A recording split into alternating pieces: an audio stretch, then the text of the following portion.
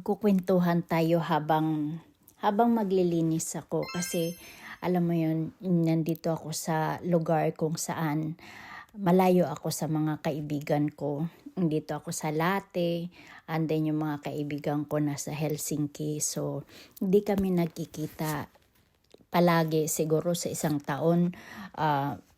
Minsan may 2 times a year lang or 3 times a year, depende kung kailan sila free at ako din.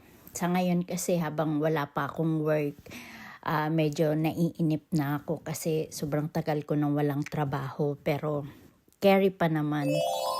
Nga lang, hindi mo talaga maiwasan na mag-isip ng mag-isip, lalo na kung marami kang utang na binabayaran sa Pilipinas.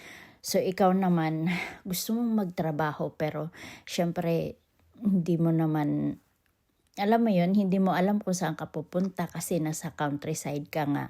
Hindi katulad sa bandang Helsinki, marami kang pwedeng pasukan kasi city, and then syempre pag city maraming tao, maraming nangangailangan ng trabahante. So, mas madali siguro makapag-apply doon, although talagang sa ngayon na panahon ay hindi maganda siguro kahit sa ang bansa naman, pero hindi ko lang sure kasi hindi ako expert pagdating doon. Alam ko lang ay wala pala akong alam. Daldal lang kasi ni Inday. Kala mo naman marami siyang alam dito. Bang wala pa akong ginagawa, wala pa akong trabaho, linis-linis muna na sa bahay kasi alam mo na kapag magaling ka sa trabaho sa labas, tamad ka sa bahay. Maniwala ka sa akin kasi proven ko yan. Pero kung yung mga taong masisipag sa loob ng bahay, edi ikaw na yung pinagpala. Kami nitong sisipagin lang kung kailan tagsibol ang buwan. Tagsibol talaga. Syempre sa labas malaki ang buwan. So ito na nga, mag-umpisa tayong mag-usap tungkol sa buhay-buhay. Buhay ko dito sa Finland kasi bilang maraming utang sa Pilipinas, charot. Ayun na nga, buti pa sila, no? Yung si Saldi ko, lumabas ng bansa, ang dami nilang pera. Samantalang ako, lumabas ng bansa kasi kailangan ko magbayad ng utang dyan sa Pilipinas. Ganon. Oo, kaya si Inday naglayas dyan sa Pilipinas para lang mabayaran ang mga utang dyan sa bangko. Ganun pa man, wala tayong magagawa. Siyempre, inutang natin yun at saka ayaw natin masira tayo sa mga bangko dahil siyempre pinagkatiwalaan ka. So, kailangan mo din gampanan or kailangan ingatan mo yung pangalan mo na hindi ka masira sa kanila kasi nga pinagkatiwalaan ka. So, kaya habang tumatagal, lumalaki yung credit limit mo kasi nga alam nila na magaling kang magbayad. Ganon! Dapat magaling kang magbayad kahit saan, hindi lang sa bangko, kundi pati sa tao. Ang dami kasi mga tao, Diyos ko, pahirapan magpautang.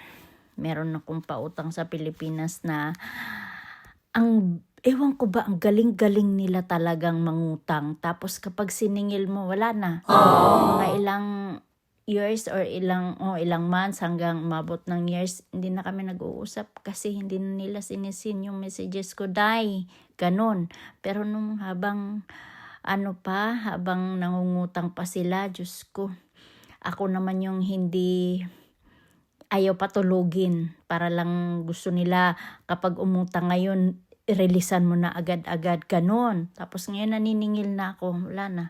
Hirap na akong makontak sila, pero ganon pa man, hindi ko alam kung paano sila pabayarin ng hindi ako nasasaktan at hindi rin sila nasasaktan. Ang hirap talaga maningil, Diyos ko, day. Ayan, sobrang lamig sa lugar namin, day, kasi may snow ngayon. So, ayun na nga. Tagal ko matapos alam mo ba ilang oras ko yung, anong tawag dito? Ilang oras ko yung nilinis. Siguro mga 5 oras. Yan lang, mga kaldero lang yan inayos, o 'di ba? Ganun si Inday kasi samahan pa ng dot sa cellphone. O siya, asa na ba tayo? Ayan na nga, malayo ako sa mga kaibigan ko at saka dito kasi bihira lang kayo talagang magsama. Pero sila naman, lagi silang magkasama kasi magkalapit sila and then lagi silang may event. Ako, bago pa lang kasi ako dito sa Finland, kaya medyo naiilang pa ako makipaghalubilo kasi unang-una, ayaw ko ng chismis, day. Kasi sobrang daming mga chismosa kahit saan sa buong mundo. Puro mga chismosa, mga Pilipino. O, ganon. Doon na tayo sa realidad. Hindi na tayo pa magsinungaling pa. Karamihan talaga nag-aaway-away sa iba't ibang bansa, no? Puro mga Filipino. Mag-aaway lang yung mga dyan, ibang lahi. Dahil din sa Pilipino. Napaka-troublemaker talaga ng ibang Pilipino. So, pero tayo hindi. Kasi syempre, iba tayo charot. Pero, syempre, ang ginagawa natin, umiiwas na lang tayo para wala tayong kaaway, day. Kaya kahit hindi pala ako mag-isa, dalawa pala kami ng asawa ko. Kahit dalawa lang kami ng asawa ko araw-araw. Minsan mag-aaway kami, minsan hindi. Kaya minsan naboboring ako. Mas nakaka-boring pag nag-away kami kasi nagkukulong lang ako sa kwarto. Charot, nakichismis, charo. O, diba? At least may alam kayo kahit hindi nyo tinatanong. Ay siya, tagal ko pa din matapos sa ginagawa ko. Napapagod na ako dito mag-voice over. Bakit kaya hindi mo na lang yan tapusin, Inday? Siguro kung binabayaran yan siya, tas yan lang yung cabinet niyan, ilan ba yung nililinis niya? 1, 2, 3. O, 3 lang yung nililinis niya, cabinet. Ilang oras siya dyan. Diyos ko. Alam mo, pag napunta ka sa cleaning company, mga 2 oras, iwan ko paano nila ginagawa. Sobrang bilis nila gumawa talaga. Kaya ako nung nasa hotel ako nagtrabaho, tapos bibigyan ka lang ng 6 hours. Tapos kailangan mo linisan yung ilang rooms. Ay Diyos ko, lupad-lupad talaga ako, day. Kaya yung isang room lupad-lupad rato na ako kahit na, alam mo yun, hanggang sa nasanay na lang ako lupad-lupad. Maniwala ka sa hindi, sa 15 days ko talagang 10 days. 10 kilos din yung nabawas sa akin. Ang bilis nga eh. Kasi ganun kailangan mo bilisan dahil per hour ang kailangan sa isang room matatapos mo lang siya ng 25 minutes or minsan 15 minutes lang. Wow! Hindi ka pa marunong. Bagong salang ka pa lang sa housekeeping. Wala ka pa talagang experience. Bala na si Batman. Basta makabayad og utang si Inday. Tapos naka 5 buwan din ako doon, nagtiyaga ako kasi kailangan ko talaga may pambayad eh.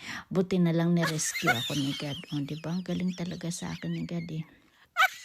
Kaya habang buhay ako magpapasalamat kay God. O, diba? Malapit na akong matapos. Tapos wala man lang ako na buong kwento dito sa mga ginagawa ko kung ano-anong topic na sa kaibigan, sa trabaho, sa utang, sakay sa haldi ko o naunsa na kung unsa na ni ako ang voice over. Ay, susunod na lang na video ayusin na ako kay hindi ko na malaman ang video kung anong topic ang sasabihin ko kasi ang gulo-gulo na ni Inday.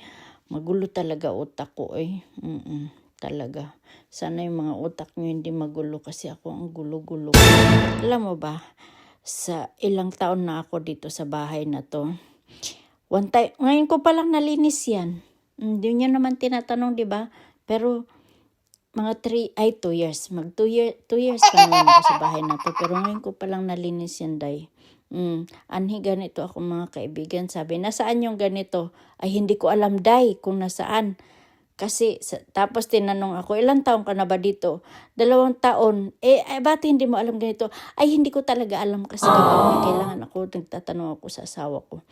Kasi, day, ang sipag ko sa bahay, 1 beses lang siguro sa 1 taon. Eh, di ba bagong taon ngayon, kaya naglinis si Inday. So, siguro sa sunod kong linis naman, 2027 na naman. Huwag kayong manghialam kasi hindi nyo bahay ito, o, di ba? Ang importante, naglinis. Ayan na, naglalakad na si Inday kasi gusto niyang magpapayat. Ang problema kasi, hindi nagbabawas ng timbang. Ang nangyayari, padagdag ng padagdag. Alam mo na, kapag matanda ka na, mahina na yung metabolism mo. O, di ba? Natapos ng video ko.